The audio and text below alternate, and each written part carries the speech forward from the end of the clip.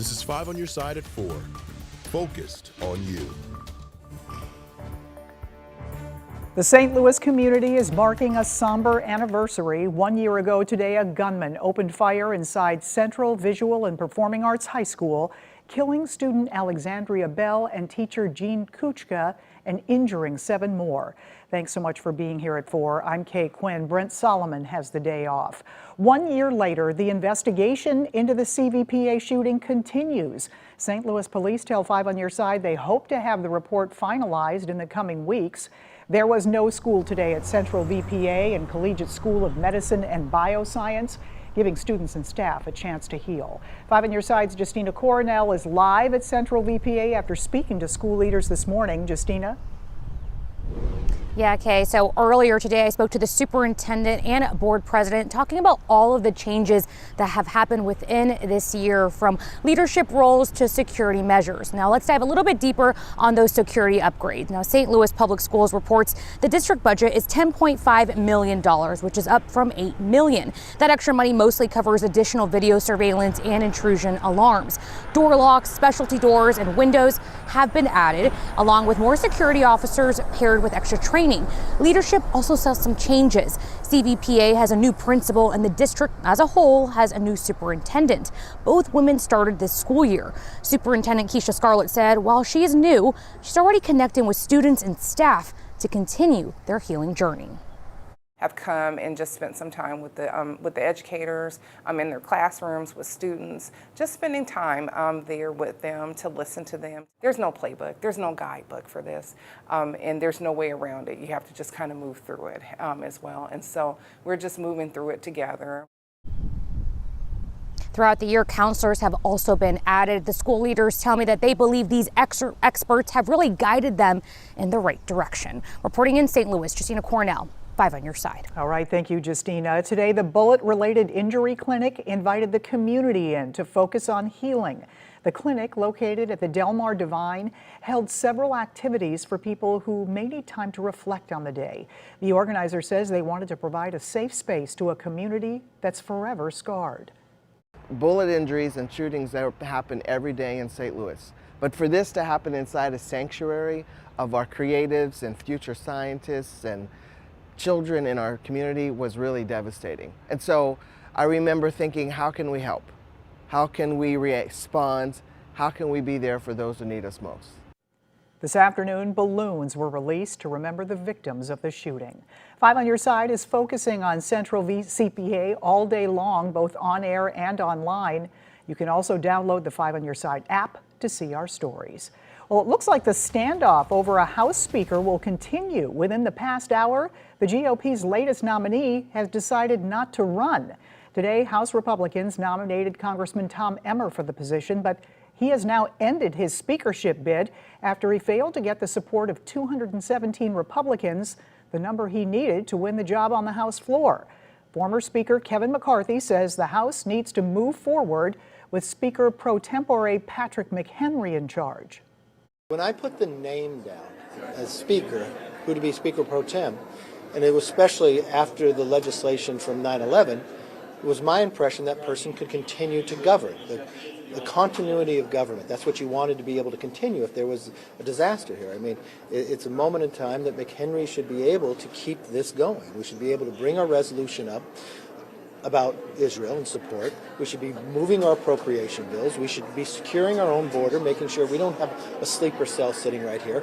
All of this for the idea that Gates had no idea to partner with the Democrats to create some coup with no plan going forward has been a mistake, has been a failure. The country knows it, they see it, and we need to move on. The gridlock has left the House at a standstill for 3 weeks. Right now, St. Louis police investigating a break-in at a South City marijuana dispensary. It happened around 1:30 this morning at Area 51 Smoke Shop on Gravois near Loughborough. You can see thieves broke a glass window to get inside. The owner tells 5 on your side nearly $600 was stolen from the cash register along with paraphernalia. Police don't have any suspect information at this time. St. Louis is #1 when it comes to package thefts. A new report says our city placed on top of a list of 100 U.S. cities for porch piracy. Home security company Vivint used Google Trends search data relating to package thefts. It found in St. Louis there were 118 searches per 100,000 residents. For tips on what to do if your package is stolen or how to protect your packages, look for this story under the As Seen on TV section of KSDK.com.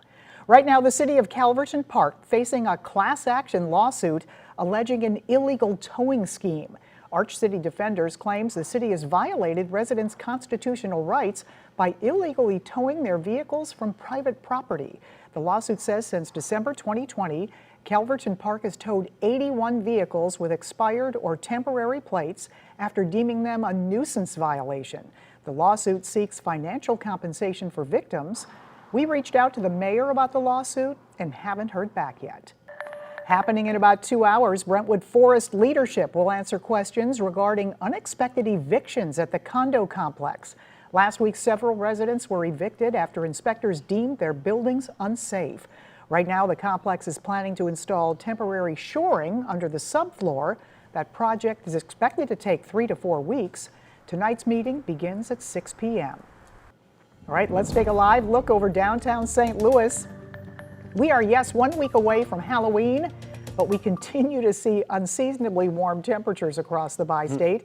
Chief Meteorologist Scott Connell, back from vacation, joining us with the Weather First forecast. Welcome back, Scott. Well, thanks, Kay. And you know what? We can guarantee you it will not be this warm going into next week. Trick-or-treaters are going to need some layers as much colder temperatures will be moving in. Staying wild, though, for the next few days, for sure. We still have the clouds out there. A couple of us have seen some spritzes and sprinkles here and there, but not much in terms of rainfall across the area, even though it's looked like it at times today. Temperatures are in the mid-70s around St. Louis. Centerville, Missouri at 73. Scott Air Force Base is right there, too. So is Alton, 76 in St. Charles and 75 out in Warrenton. Look at the kids having some fun over at the farmers market in Kirkwood on that slide, and they don't have the hay covered up because we're not expecting rain this evening outside of a stray spritz. Most of the rain is aloft and not reaching the ground. The air is just simply too dry, but this is an active weather pattern and it's getting amped up. And to our west, the next batch of rain will stay mostly to the north and west of us as we head into tomorrow, but there will be scattered rain. And it's warm into Friday. So a chance for rain tomorrow, a chance on Thursday, a chance Friday. Weekend rain is likely at times, and it is much colder next week. More on that, Kay, in just a few minutes. All right, we'll see you then. Thank you, Scott. Ramping up the pressure. For the second day in a row, UAW members take up picket signs outside a highly profitable auto plant. Get ready to book your igloo, the 6-week-long celebration of winter returning to downtown St. Louis. And if you could only have 3 pieces of Halloween candy, what would you choose? We have the state-by-state breakdown of sweet favorites later in the show.